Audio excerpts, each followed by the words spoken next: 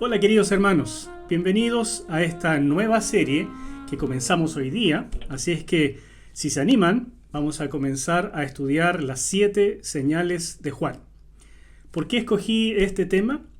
Creo que es de suma importancia que nosotros estemos siempre conociendo más y más del Señor. Nos interesa, claro, conocer la Biblia, pero para conocer a Dios no es otra cosa.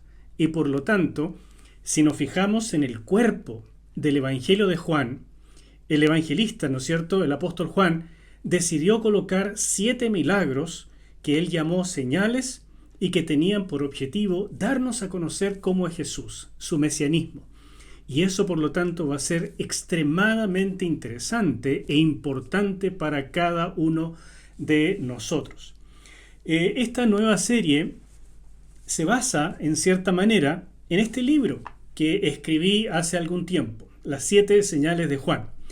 Y me encantaría poder recomendártelo también, porque así como en una película, muchas veces uno no puede decir todo en una película, ¿no es cierto?, lo que está escrito en un libro, y hay muchas personas que prefieren lo que está escrito en un libro para poder hacerse una mejor imagen propia. Otros, claro, prefieren este resumen que significan las películas. Lo mismo ahora en esta serie de mensajes. Quiero poder explicar de manera sencilla y sumamente aplicada estas enseñanzas del apóstol Juan. Pero por supuesto, si tú quieres crecer mucho más, hay una infinidad de detalles interesantes e importantes que no vamos a tocar así oralmente, pero que están en este libro que de verdad te lo recomiendo mucho. Nada en el estudio bíblico es más importante que conocer a Dios, porque es la única manera en la que podemos llegar a amarle, a través de conocerle, y por tanto a creerle. Y esta dimensión que he podido llamar, digamos, el esquema de la vida espiritual, ¿no es cierto? Esto de conocer a Dios para poder amarle, creerle y en definitiva obedecerle, es lo que nos va a ocupar. Y para conocer a Dios hace falta algo muy, muy importante y radical. Me refiero a la revelación de Dios. Si Él no se hubiera dado a conocer a nosotros, sería imposible para nosotros llegar a conocerle. Pero Él ha escogido por lo menos 3 medios que son clarísimos para que nosotros podamos llegar a entender lo que Él piensa, lo que Él desea, especialmente en relación con nosotros. Y me refiero, en primer lugar, a la naturaleza. Sí, fíjense lo que dice, por ejemplo, el Salmo 19, versículo 1. Dice: los cielos cuentan la gloria de Dios y el firmamento anuncia la obra de sus manos. Ese es el testimonio de la naturaleza. Todos en ese sentido debiéramos ser científicos, o sea, estudiosos de la naturaleza para poder ver al Creador detrás de ella. En segundo lugar, el Señor se ha dado a conocer de manera muy especial a través de Jesús. Eso es lo que nos va a ocupar en esta serie, conocer a Dios a través de nuestro Señor Jesucristo. Y nada mejor que el Evangelio de Juan para eso, porque nos presenta a Jesús de una manera única. Y en tercer lugar, por supuesto, la palabra de Dios, la Biblia. Esto es esencial, porque sin ella, sin la palabra escrita, sin esta revelación, que es la voluntad de Dios para la humanidad, tendríamos solo un conocimiento muy vago acerca de Dios y de Jesucristo. Porque si solo se hubieran transmitido oralmente algunas sagas acerca de Jesús y solo tuviéramos la naturaleza para intuir cómo es el Creador a través de ella, sería un conocimiento insuficiente. Pero Él ha querido darse a conocer de manera muy precisa. Y aún más nos dice: alábese en esto el que se hubiere de alabar, en conocerme y entenderme. Estas cosas son preciosas para nosotros. Y por eso nuestro objetivo al conocer a Dios, ¿no es cierto?, se va a centrar en esta serie en 7 milagros relatados por el apóstol Juan, que nos muestran a Jesús en todo su esplendor. Y eso es lo que a mí me fascina. Realmente creo que no hay nada que me guste más que ver a Jesús relatado en los evangelios. Y este evangelio de Juan realmente es una maravilla. Así que vamos a disfrutar, espero que sí. Escuchen lo que el Señor Jesús dijo relatado por el mismo apóstol Juan en el capítulo 17 del Evangelio de Juan, capítulo 17, versículo 3. Dice: y esta es la vida eterna, que te conozcan a ti, el único Dios verdadero, y a Jesucristo, a quien has enviado. Una declaración sublime, extraordinaria, porque esto es a lo que nos debemos dedicar. Conocer a Dios es la vida eterna, la vida en sí misma. Y Jesucristo es su máxima expresión o revelación. Hablemos en esta primera sesión de manera introductoria acerca del Evangelio de Juan. No voy a entrar en materia todavía, pero quiero mostrarles cómo está estructurado resumidamente este Evangelio para que comencemos a maravillarnos y a tener expectativa de lo que viene. ¿Te parece? Busquemos entonces al Señor y nos metemos para tratar de entender cómo fue creado, producido este precioso Evangelio. Mi Dios, por favor, ven a nosotros, a nuestra mente y corazón. Bendice a cada uno de los que están mirando este video. Bendice, Señor, a mi vida, Señor, mi persona, para poder estar en línea contigo y poder hablar tus palabras. Que sea, Señor mío, tu revelación impactando nuestra vida. No mis palabras, no, Señor, sino lo que tú nos has dejado para beneficio de la humanidad. Y te pido esto con mucha gratitud en el nombre poderoso de Jesús. Amén. Amén. Muy bien, el Evangelio de Juan. Comencemos hablando de este Evangelio tan especial. Y quiero hablarles de cómo Juan pensó su Evangelio. Y mira, no estoy tratando de publicitar libros, pero sí quiero pedirte que pudieras conocer un poco más en detalle acerca de esta estructuración, no solamente de Juan, sino de los 4 evangelios. Y para eso me encantaría que pudieras leer este otro libro que escribí también hace un tiempo, Introducción a los Evangelios. Lleva puesto el título de Nuevo Testamento 1, parte 1, que es la introducción. Y no solamente la tengo publicado de hace un tiempo, sino que también lo he podido levantar a Amazon últimamente, así que lo puedes conseguir por cualquier parte. ¿Y por qué te digo esto? Porque yo me he dado cuenta que existe material para poder conocer con un poquito más de profundidad cómo han sido escritas los diferentes libros de la Biblia. Pero lamentablemente la mayoría de los escritores escriben para otros escritores, escriben como eruditos para eruditos. Y entonces la mayor parte del pueblo cristiano, entre los que me incluyo, de repente uno queda un poco colgado. ¿No te pasa? Las notas, el exceso de información, las palabras en griego, en hebreo, todo eso de repente como que nos marea un poco y terminamos no queriendo trabajar un libro de 200.000 páginas, ¿no es cierto? No sé, son voluminosos, son diccionarios tremendos. Y uno quisiera algo más resumido, algo que nos permitiera conocer de lo que estamos leyendo, pero sin tantas complicaciones. Y por eso me he propuesto escribir esta serie de libros que tratan de decir en un lenguaje sencillo y para todos nosotros lo que los eruditos dicen en 500 páginas con mucha letra chica y muchos términos técnicos que difícilmente el común de la gente entiende. Yo tengo la gracia del Señor de haber podido tener una preparación formal en teología, en Biblia. Esa es mi especialidad realmente, y sobre todo en el Nuevo Testamento. Así que puedo entender lo que ellos dicen, pero he tratado de tomar todo eso y traducirlo a un idioma mucho más sencillo, mucho más cotidiano, como para el diario de nosotros. Así que me encantaría que pudieras ver todos esos detalles en este libro que te acabo de recomendar. Pero déjame hacerte un resumen. Resumen, por favor, entiende, es solo un resumen, pero espero que sea suficiente para comenzar.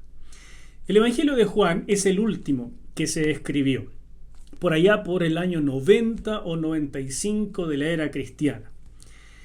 Y aparentemente Juan conocía el contenido de los otros evangelios, de hecho por haber sido el último.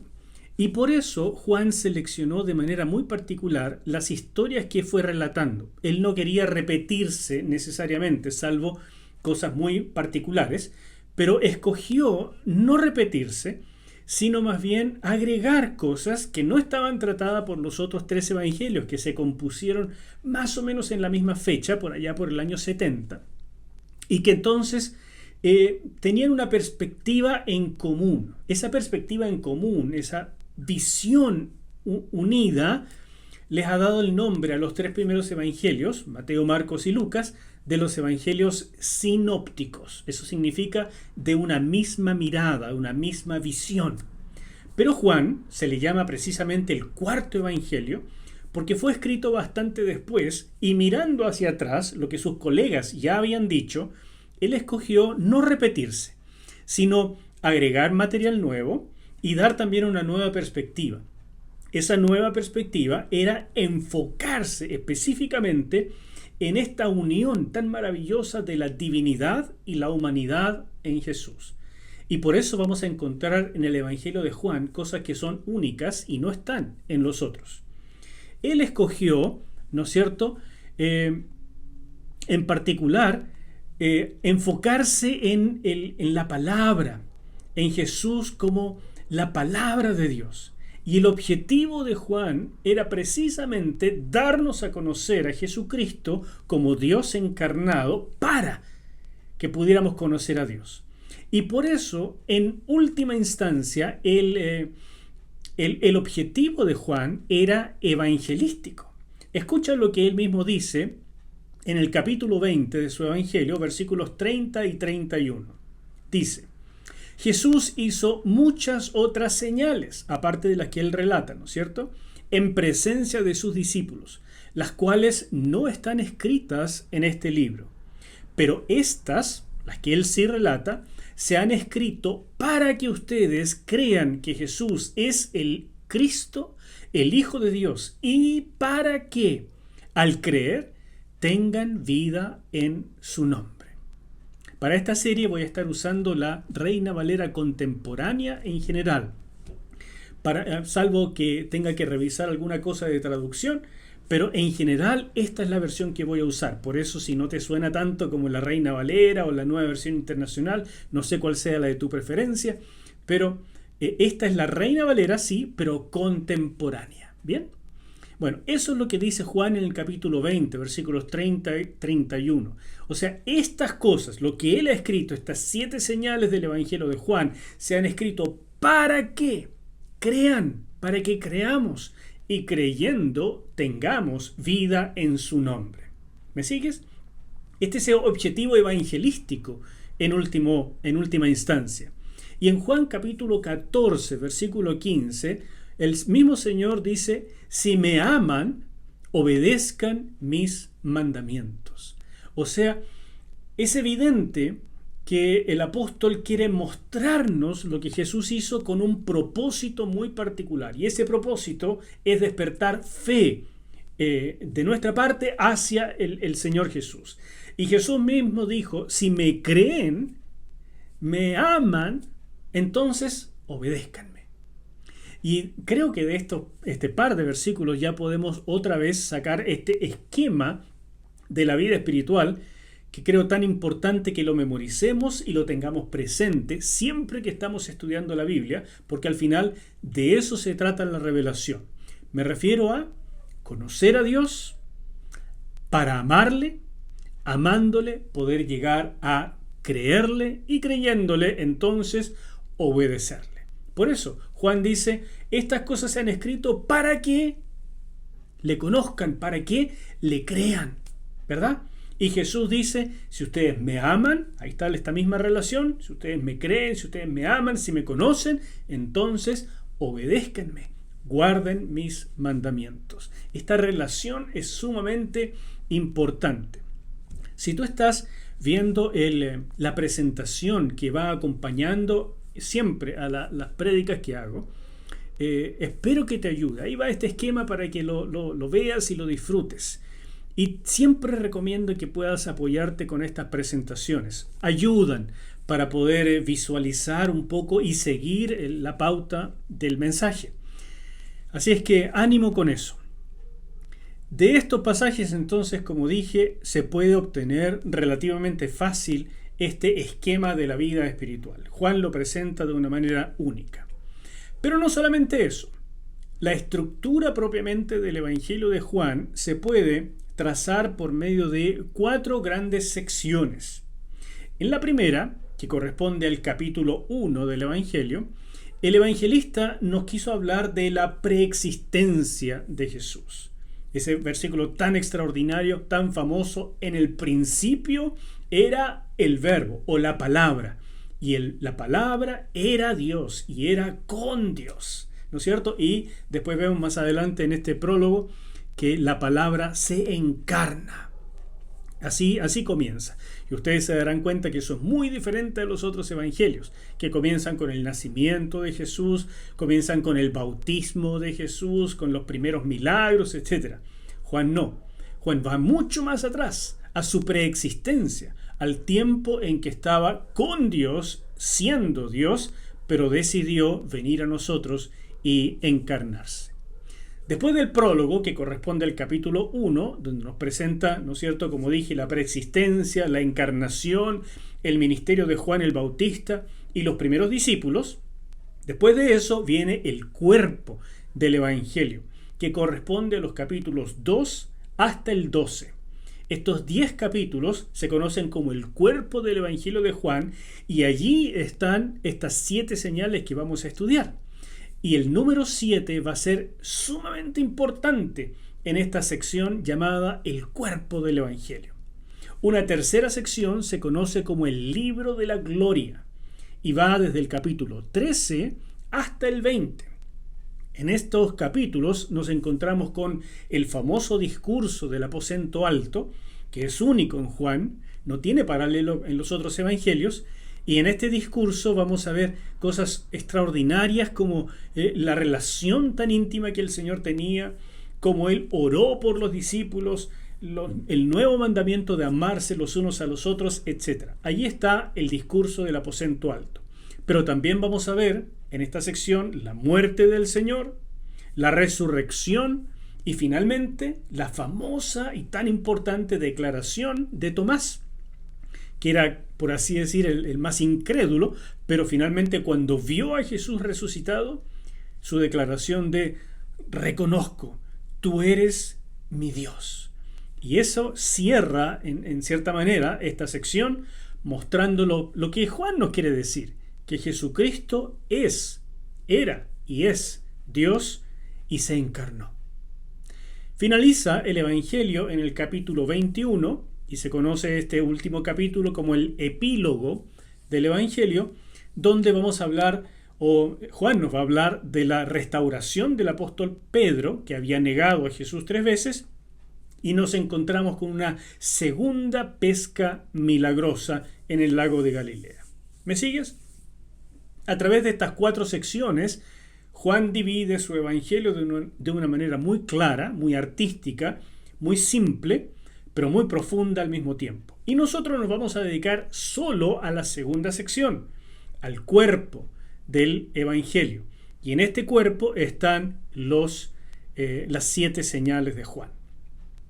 Se ha dicho que hay algo muy especial en el Evangelio de Juan que se conoce como la gloria del cuarto Evangelio. ¿A qué se refiere con esto? Específicamente a la presentación que Juan hace de Jesús como divino y humano de una forma mucho más excelsa, especialmente lo que tiene que ver con divino, de una forma mucho más preciosa y podríamos decir con revuelos teológicos y también literarios acerca de la persona de Jesús. Y esta característica única del Evangelio de Juan se conoce como la gloria del cuarto Evangelio. Escucha estos pasajes. Juan capítulo 1, versículo 1. En el principio ya existía la palabra. La palabra estaba con Dios y Dios mismo era la palabra. Dime si no es un inicio espectacular. O sea, casi es como escuchar el libro de Génesis, ¿no es cierto? Cuando dice: en el principio creó Dios los cielos y la tierra. O sea, majestuoso, solo le falta la música de fondo. Así comienza también el Evangelio de Juan. En el principio ya existía la palabra, y la palabra estaba con Dios, y Dios mismo era la palabra. Pero en el mismo capítulo 1, en el versículo 14, Juan nos dice: y la palabra se hizo carne y habitó entre nosotros, y vimos su gloria. Él se incluye, vimos su gloria. Y dice entre paréntesis, la gloria que corresponde al unigénito del Padre, llena de gracia y de verdad. Y hasta el final del Evangelio, llegamos al capítulo 20 de Juan, versículo 28, es donde Tomás interviene, y esta famosa declaración que mencioné hace un rato, donde entonces Tomás respondió y le dijo: Señor mío y Dios mío. Es decir, la gloria del Evangelio de Juan es precisamente esta presentación extraordinaria, sublime del Hijo de Dios. Algunas características especiales o singulares del Evangelio de Juan. Por ejemplo, ya dije, su estructura es diferente a la de los otros 3 evangelios sinópticos, te dije que se llamaban. No incluye, por ejemplo, genealogías, no incluye el nacimiento de Jesús, no incluye el bautismo, raro, pero no lo incluye, ni tampoco la tentación de Jesús. Definitivamente no fue ese el enfoque de Juan. Tampoco relata expulsión de demonios. Eso sí es extrañísimo. Mientras Marcos, por ejemplo, es el campeón de mostrar la expulsión de demonios, Juan no relata ni uno. No era un tema que le interesaba, porque él quería mostrar otra cosa. No está enfrentamiento del Hijo de Dios encarnado con los demonios, sino más bien esta exaltación de Jesús, que aún siendo encarnado, se podía ver en él su gloria, como nos dice en el capítulo 1. Tampoco vamos a ver parábolas en Juan, ni la transfiguración, que es tan importante en los otros 3 evangelios. Tampoco está la institución de la Santa Cena, aunque el trasfondo del discurso de despedida en los capítulos 13 al 17 es la Santa Cena, pero no se menciona. Y tampoco vamos a ver la agonía de Getsemaní ni la ascensión.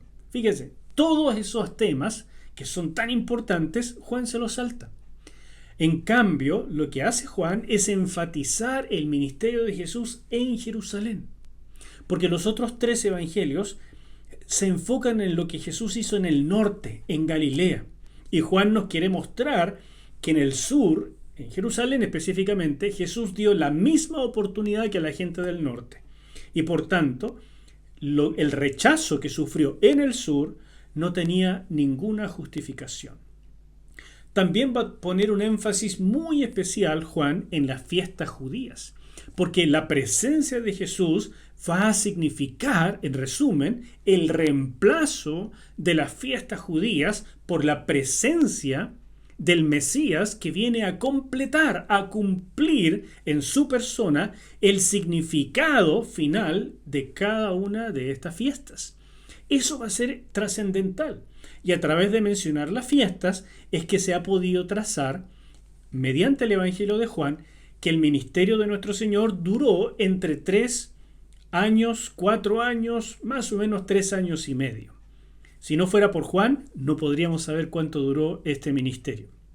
También va a enfatizar muchísimo la ministración tan personal, tan íntima que Jesús tuvo con los discípulos, como por ejemplo en el famoso discurso del capítulo 13 hasta el 17, que se llama el discurso de despedida.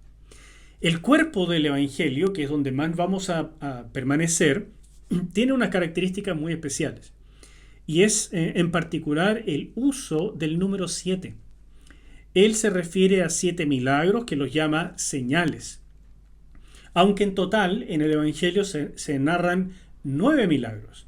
Porque en el cuerpo, ya dije, son 7, ¿sí?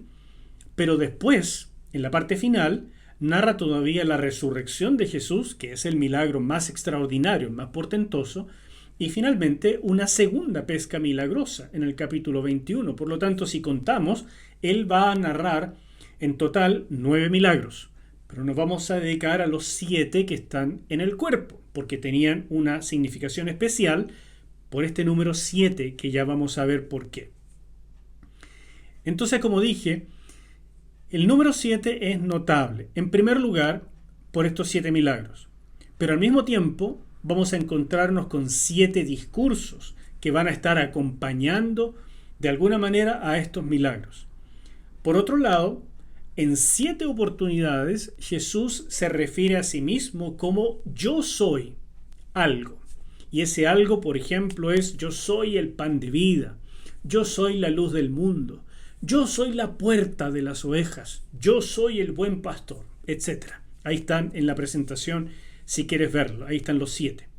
Otras 7 maneras en que Jesús usa el yo soy es que lo usa sin ninguna cosa después.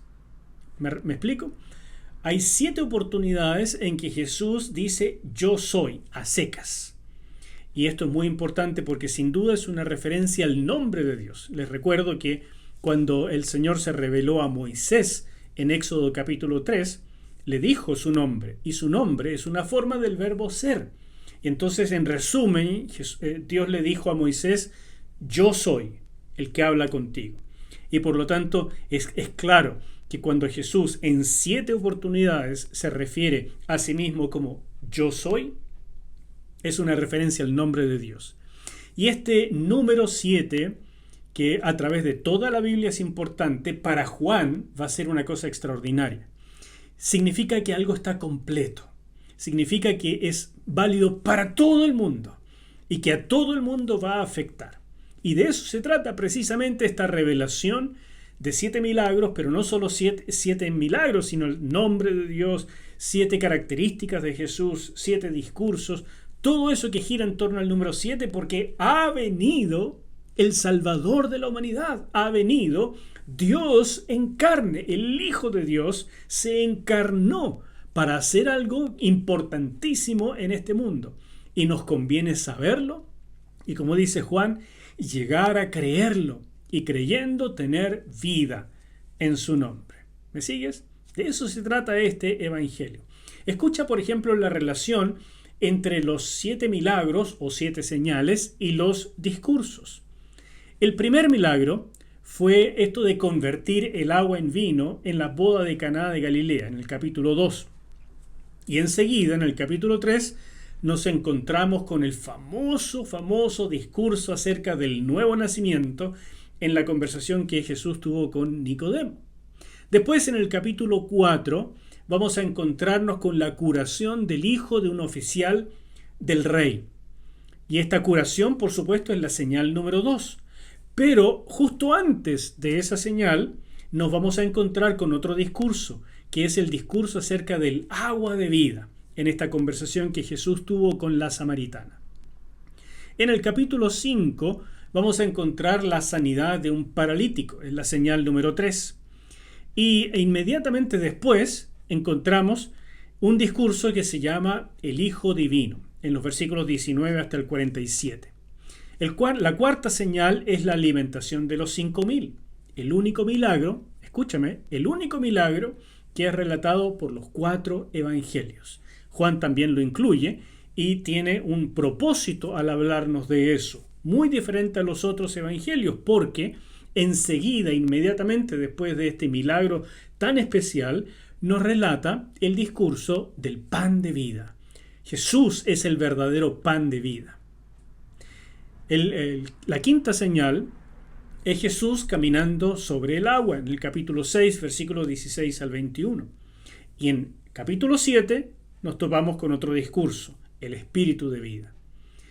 La sexta señal es la curación de un ciego de nacimiento, en el capítulo 9, versículos 1 al 41. Y esto es súper importante, porque en el capítulo 8 y en toda esa sección, Jesús va a dar un discurso que es yo soy la luz del mundo, y que se relaciona con la fiesta de tabernáculos. Y bueno, cuando lleguemos a esa señal vamos a disfrutar viendo todo eso. La séptima y última señal es la resurrección de Lázaro. Y justo antes de esa resurrección, Jesús va a hablar otro discurso que es el discurso del buen pastor, en el capítulo 10, versículos 1 al 42. Y por supuesto está esta relación. El buen pastor viene y cuida a sus ovejas, en este caso representado en la resurrección de su amigo Lázaro. Como dije, este evangelio nos va a presentar 7 milagros. En particular, ¿no es cierto? Dije que son 9, pero 7 en el cuerpo.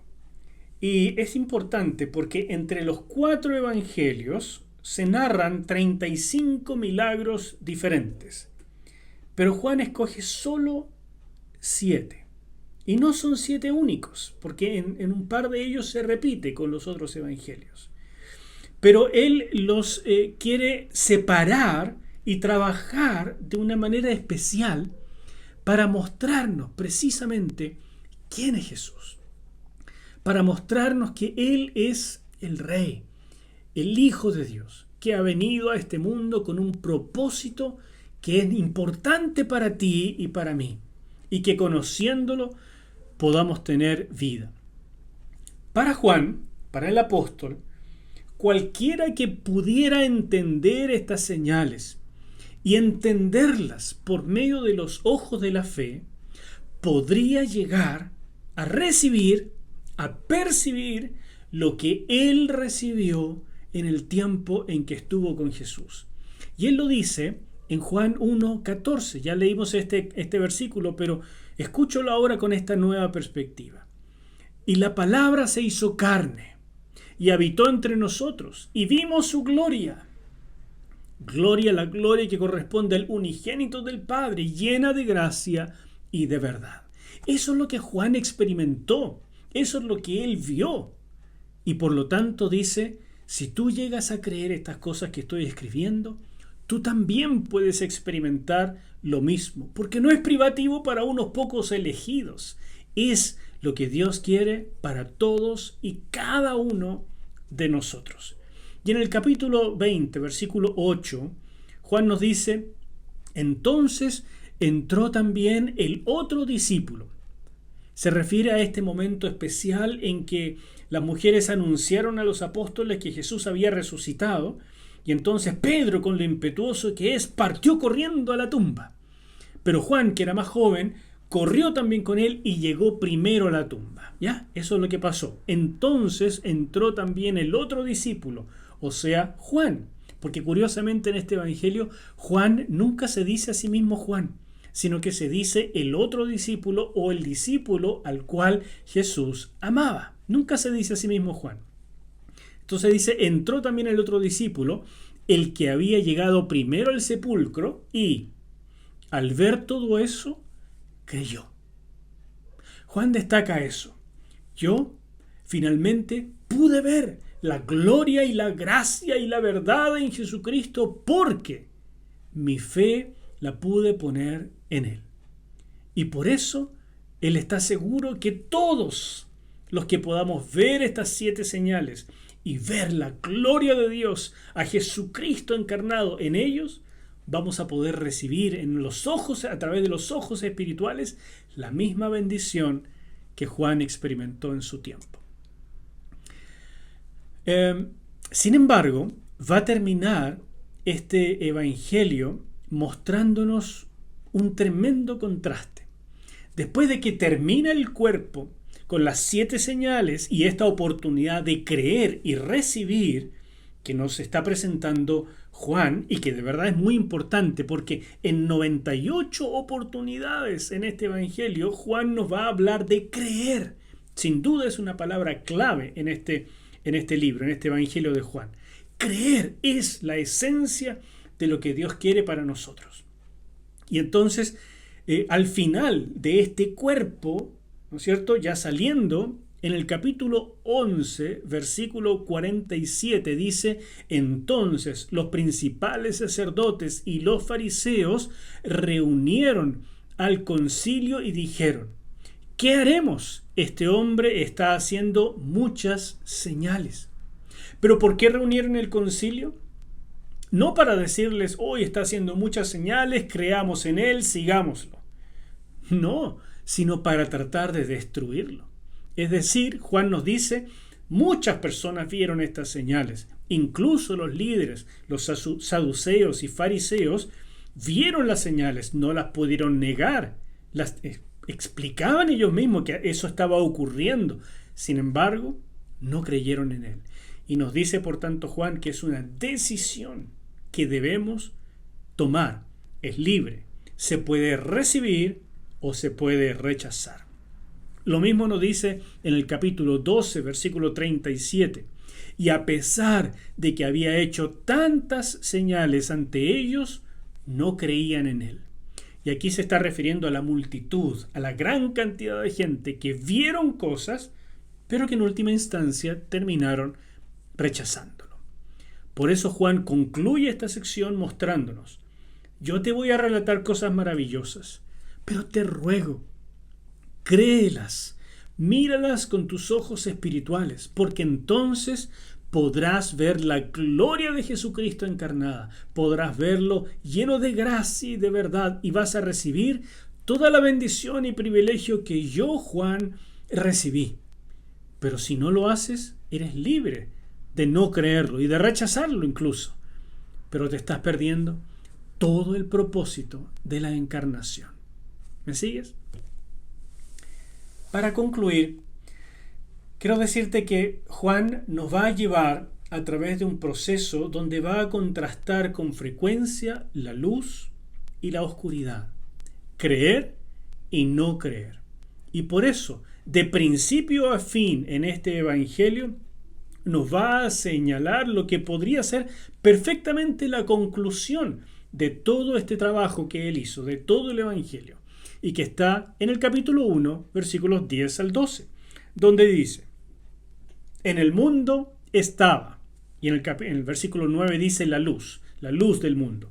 En el mundo estaba esa luz, y el mundo fue hecho por ella, pero el mundo no la conoció. Evidentemente se refiere a Jesús, pero hablando de la luz. La palabra vino a lo suyo, versículo 11, pero los suyos no la recibieron.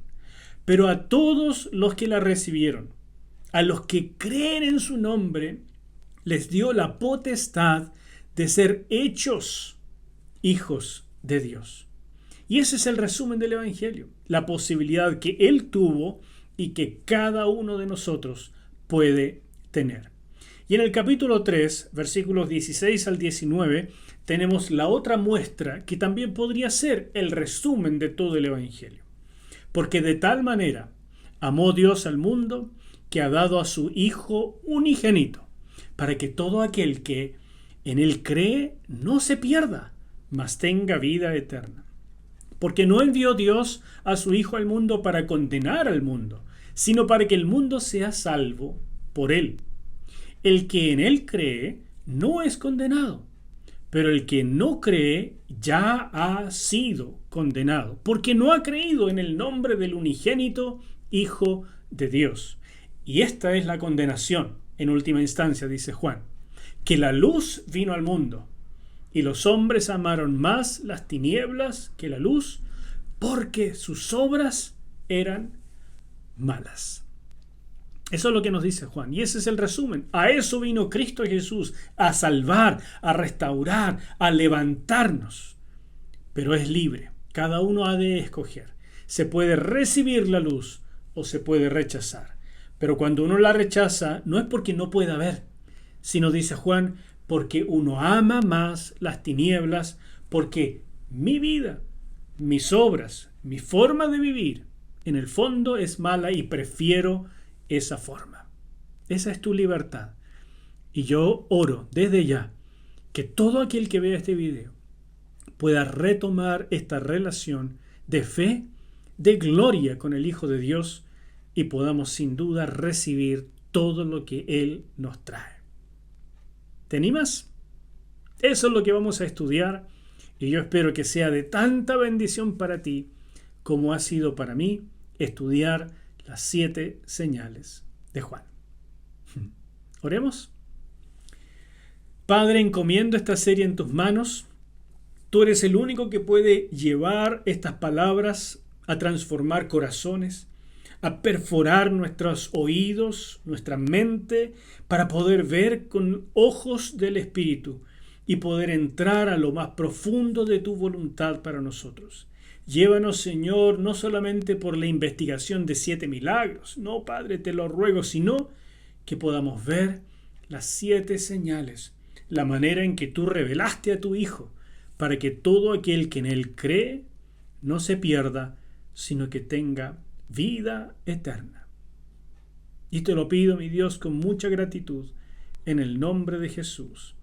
Amén.